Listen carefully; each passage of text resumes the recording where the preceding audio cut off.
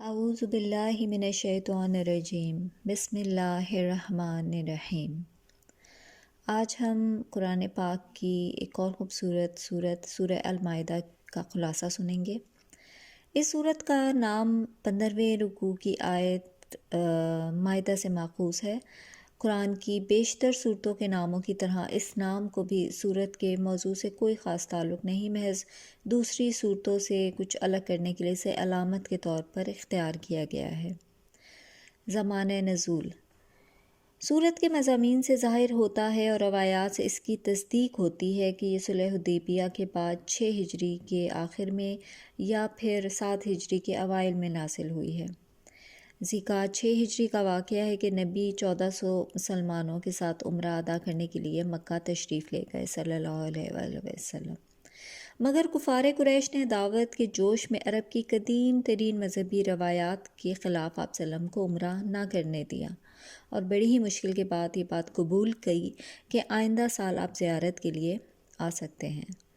اس موقع پر ضرورت پیش آئی کہ مسلمانوں کو ایک طرف تو زیارت کعبہ کے لیے سفر کے آداب بتائے جائیں تاکہ آئندہ سال عمرے کا سفر پوری اسلامی شان کے ساتھ ہو سکے، اور دوسری طرف انہیں تاکید کی جائے کہ دشمن کافروں نے ان کو عمرے سے روک کر جو زیادتی کی ہے اس کے جواب میں وہ خود کوئی ناروا یا زیادتی نہ کریں، اس لیے کہ بہت سے کافر قبیلوں کے حج کا راستہ اسلامی مقبوضات سے گزرتا تھا اور مسلمانوں کے لیے ممکن تھا کہ جس طرح انہیں زیارت کعبہ سے روکا گیا ہے اس طرح وہ بھی ان کو روک دیں۔ تو یہی تقریب ہے اس تمہیدی تقریر کی جس سے سورت کا آغاز ہوا ہے۔ شان نزول اب ہم دیکھتے ہیں کہ سورہ آل عمران اور سورہ نساء کے زمانہ نزول سے اس سورہ کے نزول تک پہنچتے حالات میں بہت بڑا تغیر واقع ہو چکا تھا۔ یا تو وہ وقت تھا کہ جنگ احد کے صدمے نے مسلمانوں کے لیے مدینہ کے قریبی ماحول کو بھی پرخطر بنا دیا تھا، یا اب یہ وقت آ گیا کہ عرب میں اسلام ایک ناقابل شکست طاقت نظر آنے لگا اور اسلامی ریاست ایک طرف نجد تک، دوسری طرف حدود شام تک، تیسری طرف ساحل بحر احمر تک اور چوتھی طرف مکہ کے قریب تک پھیل گئی۔ احد میں جو زخم مسلمانوں نے کھایا تھا وہ ان کی ہمتیں توڑنے کے بجائے ان کے عزم کے لیے ایک اور تازیانہ ثابت ہوا۔ وہ زخمی شیر کی طرح بھر کر اٹھے اور 3 سال کی مدت میں انہوں نے نقشہ بدل کر رکھ دیا۔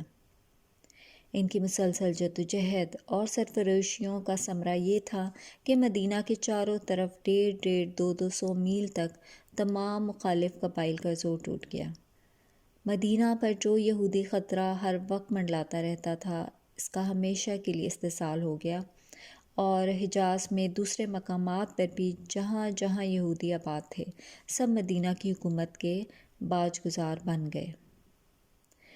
اسلام کو دبانے کے لیے قریش نے آخری کوشش غزوہ خندق کے موقع پر کی اور اس میں وہ سخت ناکام ہوئے۔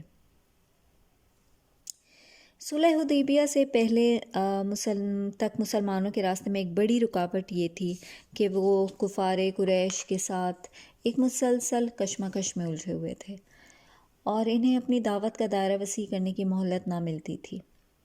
اس رکاوٹ کو حدیبیہ کی ظاہری شکست اور حقیقی فتح نے دور کر دیا۔ اس سے ان کو نہ صرف یہ کہ اپنی ریاست کی حدود میں امن میسر آ گیا بلکہ اتنی مہلت بھی مل گئی کہ گرد و پیش کے علاقوں میں اسلام کی دعوت کو لے کر پھیل جائیں۔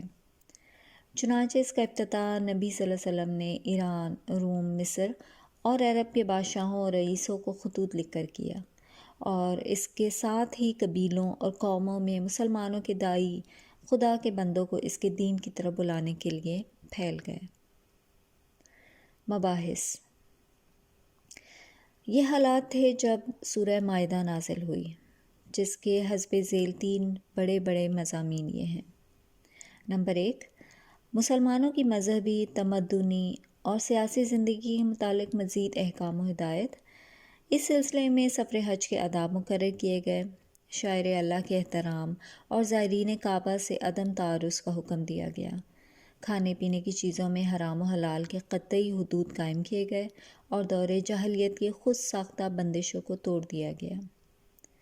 اہل کتاب کے ساتھ کھانے پینے اور ان کی عورتوں سے نکاح کرنے کی اجازت دی گئی۔ وضو، غسل، تیمم کے قاعدے مقرر کیے گئے، بغاوت اور فساد اور سرقہ کی سزائیں معین کی گئیں، شراب اور جوئے کو قطعی حرام کر دیا گیا، قسم توڑنے کا کفارہ مقرر کیا گیا اور قانون شہادت میں مزید چند دفعات کا اضافہ بھی کیا گیا۔ نمبر 2، مسلمانوں کو نصیحت۔ اب چونکہ مسلمان ایک حکمراں گروہ بن چکے تھے، ان کے ہاتھ میں طاقت تھی جس کا نشہ قوموں کے لیے اکثر گمراہی ہی کا سبب بنتا رہا ہے۔